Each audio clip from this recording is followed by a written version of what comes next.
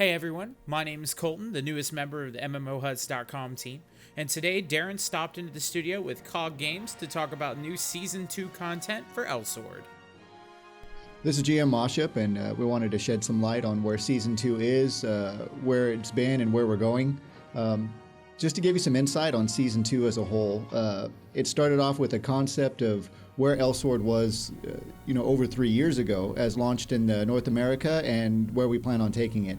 You're going to see a huge amount from Elsword all the way to Lucille. Now, we haven't got there quite yet, but new aesthetics, new powers, new skill trees, and a lot of you guys that have been familiar with or have been following us have noticed some big improvements and some new things, like a whole new exclusive North American voice cast with some of the biggest names in anime and gaming.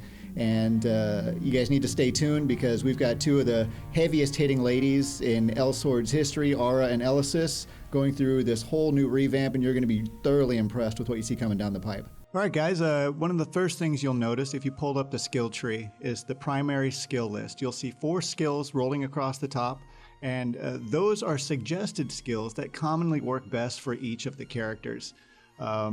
If you look down below, you'll start to see different level brackets from the skill tree. This is hugely different from what you were familiar with previously, as you would have to select skills based on which level tier you bring. So between level 1 all the way through level 15 is the first thing you'll see at the top. However, now with Season 2, as you progress in level, every skill becomes available. Every skill becomes an option that you can now select from. If you notice, the blue arrows underneath each picture is called a trait. These traits are specific to each skills. You get to choose as every attack skill gets its own trait. You won't see as much on some of the passives. But each trait, you can have everything from additional mana burn, additional damage, additional critical strike, reduction in mana cost.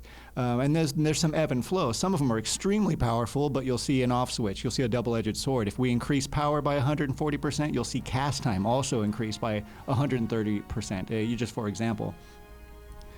Now, as you progress, you unlock all of the skills. So let's say you level up and you see, previously you would see one skill that you liked, one skill that you didn't.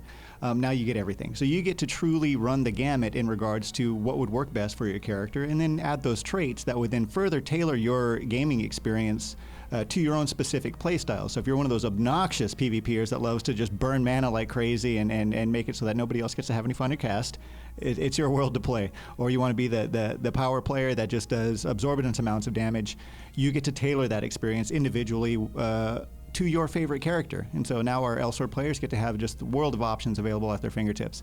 I want to go ahead and have Crow talk about some of the big changes combat-wise in what's called your attack commands.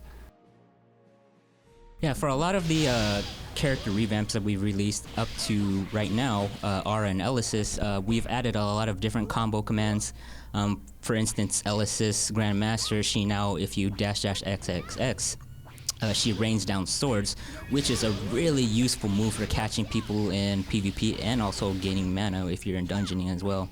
For Ara, we've added different combos where she, for your XXX down, XX hitting Z, she'll now tumble through the air and launch a dive spear attack as well. So up from all the character revamps, from Elesis to Elsword to Elesis, you have all new attack commands, which really spices up your character and gives you new techniques to execute in PvP and PvE. You'll see some of the different things that they've improved upon, and this was a reoccurring theme throughout the Season 2 upgrades, is the making character job paths that weren't necessarily popular before. They weren't necessarily unpopular because they didn't look great or they didn't have that strong feel or character development. They weren't competitive, they weren't powerful. So now you'll see you got to play every character class, every job. You'll notice some huge differences in different types of combos, big spectacular explosions and sword swinging, and truly capturing that ability to play each individual job for each individual character. And the teams here have bent over backwards to make sure that they make all of those different play styles, each character and each job competitive. and aesthetically they look fantastic. You'll notice the new artwork, the new illustrations, and everything else like that from Elsword all the way to Lucille, and there's still a whole lot more to come, so stay tuned, guys. What's up, guys? This is DizzyPW here. I've just finished playing around in the Season 2 changes for Ara Haan and Elesis with my friends GM Crow and GM Moshup here. I just wanted to lay out some of my thoughts on Season 2 so far, as well as this week's actual reworks, which are going live probably the day that you're seeing this video. First of all, I'd just like to say, in the nature of it calling it Season 2, what really strikes me about these changes to Elsword this year, and as I guess it started last year, is that they've taken a bit more of a competitive gaming approach. They're finally embracing they're more than just a side-scrolling anime game like MapleStory. They're more of a legitimate fighting game, and they've decided that they should make their endgame a bit more competitive, a bit less paywall reliant. And so with these changes, you can get a lot of the talents for the skills without having to go through these epic RNG-filled super missions to find your skill notes, and that gives you a lot of more instantaneous changes to how you want to build out your character. You can more easily match it with what stats you're building on them to really bring a cohesive strategy when you go into PvP. And it's also nice that it gives them an excuse to balance out a lot of the PvE aspects of the game. Some of the classes that are falling a little bit behind, some that were outshining. It's really hard because they don't do individual balancing for PvE and PvP to find the perfect balance. But I think they've taken some serious steps and are a lot closer to reaching a level of solid balance in the game than they've ever been before.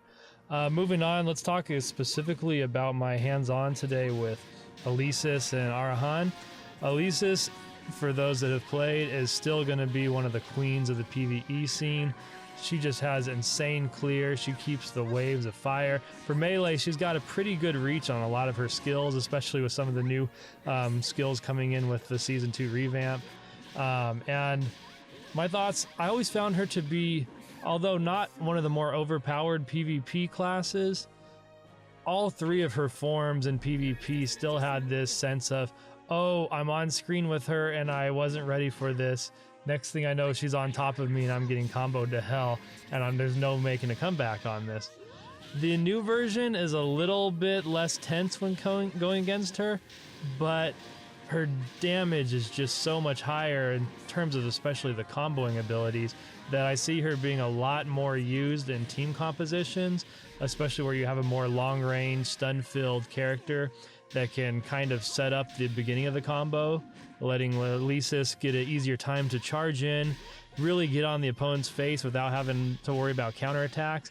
And from there, Elesis will just keep you trapped in a corner. And every single second you're taking a hit, you're going to be yelling at your teammate for not breaking you free from just the extreme wombo combo she's bringing across the board.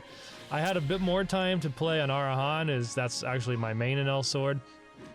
And I was really impressed with the way they went with her. It's not much of a change compared to what was happening before, but they've kind of balanced her down and given you some interesting options on her skill system, more about full raw and power or guaranteed crits, so you could build the raw power into your equipment without having to worry about missing out on crits because you can just side with the crits, but then it's going to be a less damage. Or you could just build crits and then go for surefire devastating attacks with her at the cost of some cooldown. So it's mostly cooldown versus crits across the board. I really like that, and there's a little bit of extended range on her because it can be really frustrating when you miss out on a combo because you were just a half second, maybe because of lag, away from hitting your target. And with the new Ara Haan forms, that's not really going to be an issue. You can build her how you want. I really liked the fact that it seems a little bit easier now, especially if you're focusing on cancels at the right time, to build up mana and orbs on her.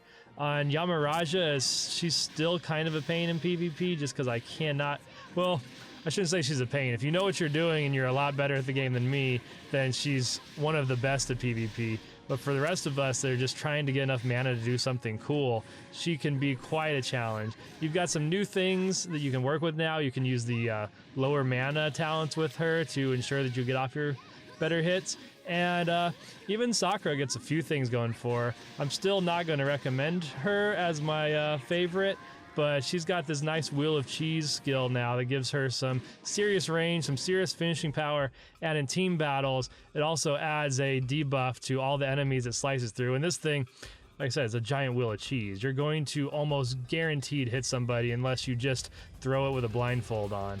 And that debuff can really turn the tide if you've got some strong AoEs to follow up on.